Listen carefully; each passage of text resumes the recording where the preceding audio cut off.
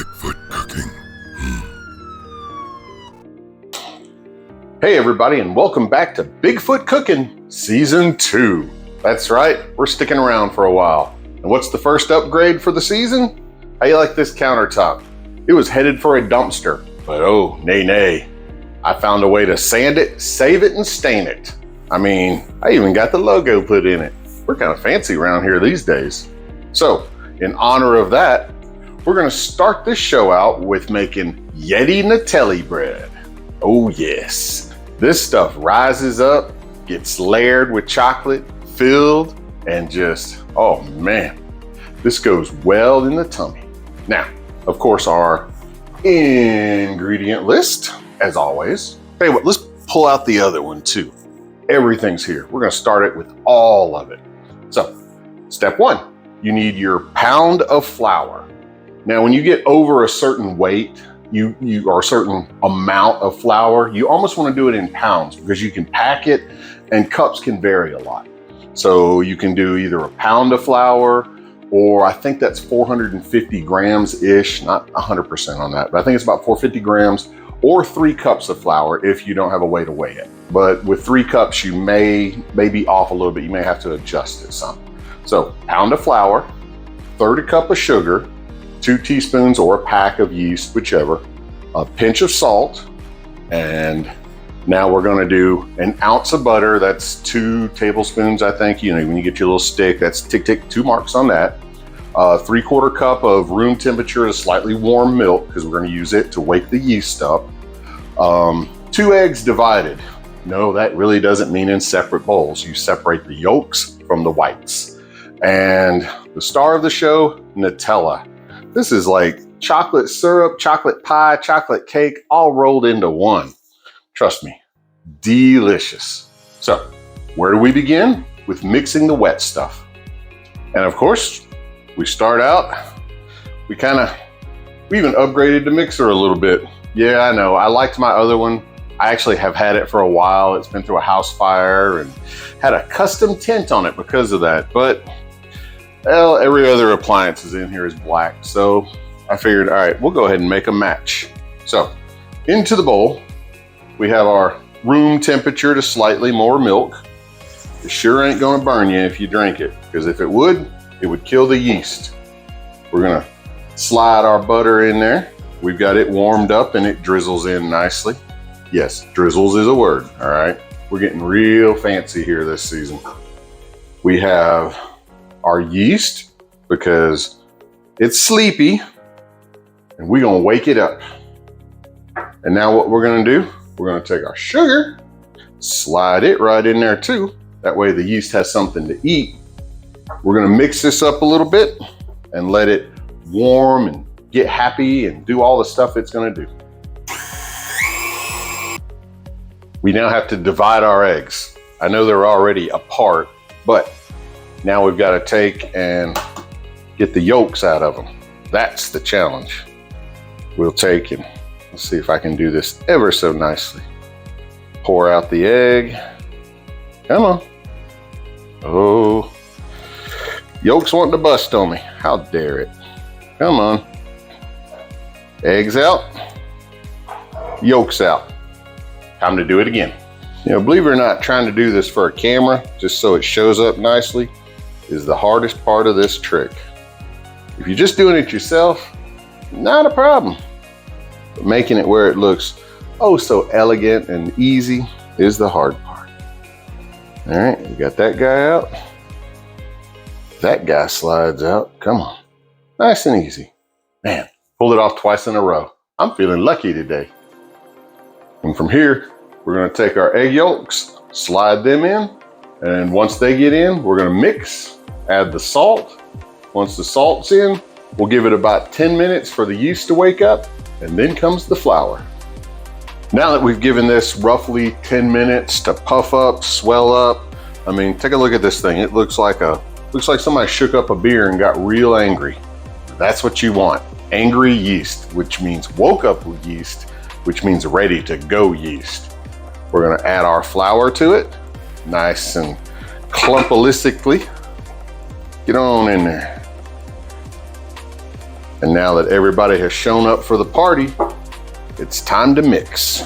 Now, as this is mixing and going, you notice it'll start to tighten up some.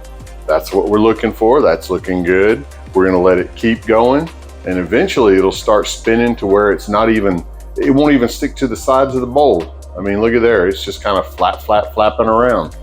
That's what we're after. So now that we've got that going, let's see. Let me think, what's next? Now, the point of saving this, the white part, is once we get done with the flour and we've got everything coated and covered, this will act as a nice little coating to go on top. It helps give it that shine and that little brown, crisp look that just helps make it look so delicious, along with tasting delicious. Watch and see. There we go. A nice gooey dough ball. Now, we're gonna let this thing sit for about I'll tell you what, let's let this sit for about 2 hours. What that's gonna do, that's gonna let the yeast in here really fill this with the good flavor. We're gonna put a little oil in the bowl so that way it don't stick to it. We'll let it rise. Once that happens, we'll turn it out and show you what's next.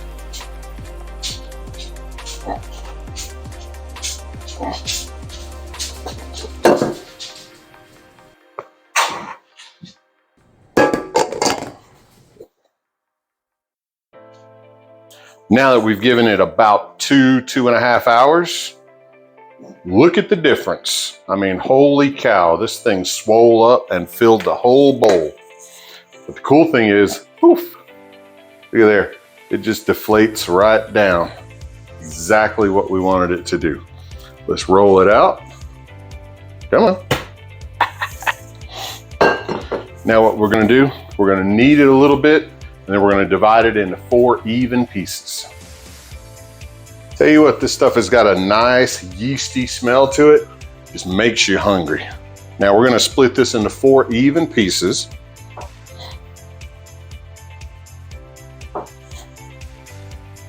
Even being the trademark part. Trying to get these symmetrical is tough, but we can cheat. We have a scale. Let's see, victim number 1, 7.5. Number 2, 6.8. Ooh, this one's gonna be light. 5.2. And 7.4. So we're gonna steal a pinch from this one, pinch from this one. And you really don't have to do all this. This is just me having fun with a scale. So we had 68, 65, 68, and 68. Bam! All right, now let's roll these guys out nice and flat and make little circles. Check this out.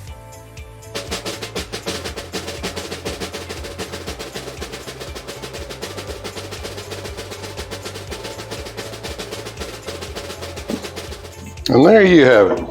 One piece of dough rolled out, just about the size I want. What we're after, we're gonna take a dinner plate and set it on here. If it's at least that big, that's our goal. That way we can use this as a pattern. But before we start using it, I'm gonna slide this onto a piece of parchment paper so that we can transfer it back and forth. It'll make life a little easier. We just peel our dough up, slide our parchment paper down, and ease this guy right on top of it. Look at that, just as pretty as you please. Now, we take our plate, we're gonna set it on here.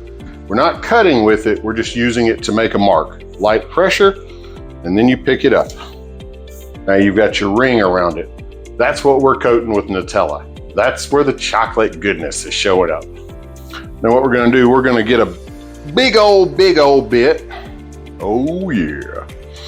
We're not gonna need that much right off the bat, but because this stuff is rather thick, I'm gonna put this in the microwave, warm it up for just a little bit, so that way when I spread it out, it doesn't try to grab the bread dough and just not work. So let me heat this up and I'll show you how to do it.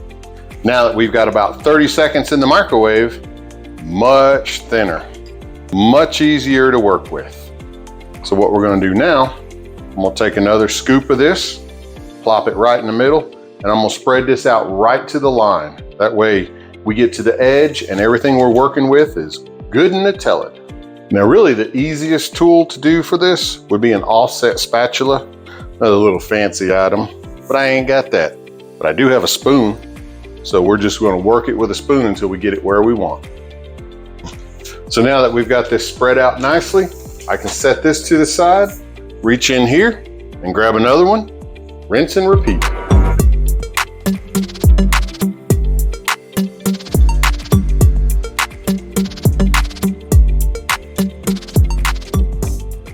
Now that we've got our second little bit of dough, we'll lift it up, slide this guy back, and lay it down ever so gently on top of what we got. Whee! Come on, tuck and cover, tuck and cover. There we go. And we set the plate down again so that we have our same marks. And on to round 3.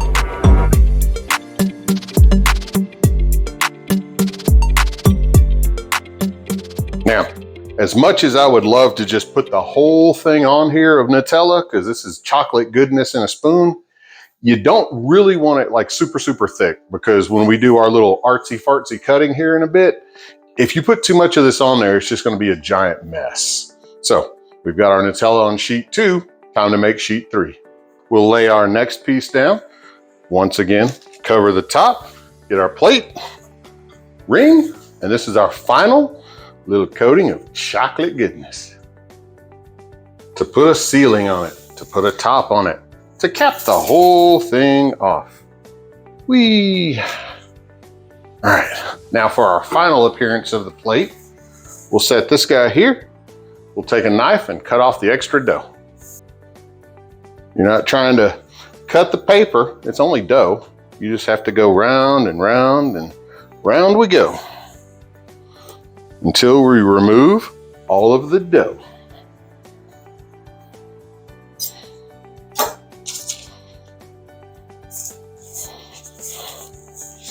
Don't worry, there's a plan for this too.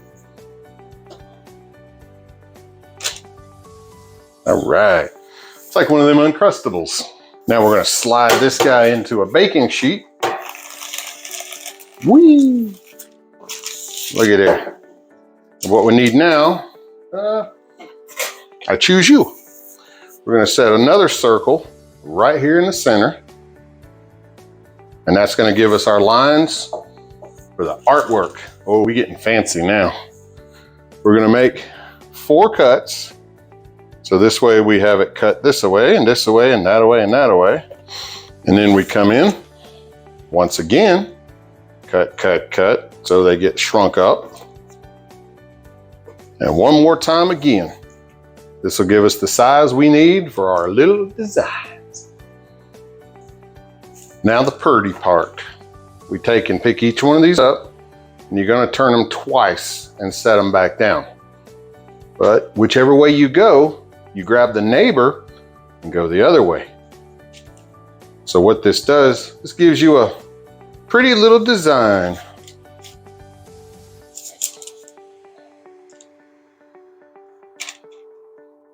And there you have it. Now, you can get a little fancier with some more designs, but for this, we're doing this simple and straightforward. Now I'm gonna cover this with a damp cloth, let it sit for about 20 minutes or so while the oven preheats to 350. And while that's going on, let's have some fun with this other dough.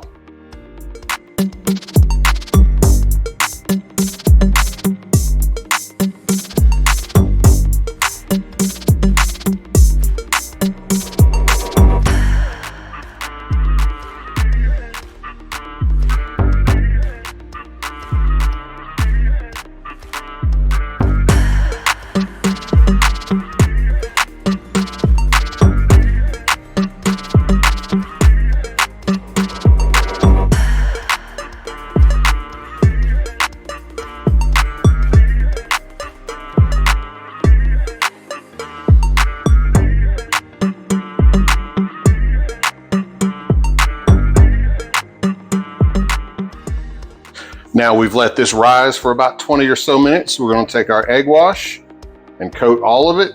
This gives it, oh, such a beautiful glaze once we're done. Tell you what, I'll leave I'm gonna leave these two not glazed just so you can see the difference. All right, now that we have a nice coating on it, except for those two for the examples, let's slide this guy in the oven. About 15, maybe 20 minutes at the most. Like I say, keep an eye on it after 15. Oven temperatures may vary. And oh, get ready for the smell and the beauty of the oven. The time has come. We have waited long enough. We shall release the heat. Woo. We shall pull out the beauty and the goodness and the prettiness, and we shall let it cool, because if you grab it now, it falls apart. You must let it become one with calmness. So we shall wait 15 more minutes until we eat. Oh, wait. We'll wait. And now that it has become cool, calm, and collected, we have our Nutella bread. And I tell you what, this is gonna be great. Now you remember the egg shine I was talking about? If you'll take a look right here, you can see the difference. If you look, you see parts that are shiny and parts that are not so shiny. All that is, that's nothing but the egg, but it makes such a great difference in the presentation. And of course, we had some fun. We made our cute little bow ties. I mean, these guys, they're just fun to make. They're cute. We got some roses. Have fun with this stuff. Make pastry. I mean, what's the worst that can do? You know, mess it up? I mean, who cares? Because at the end of the day, we all know Bigfoot is real.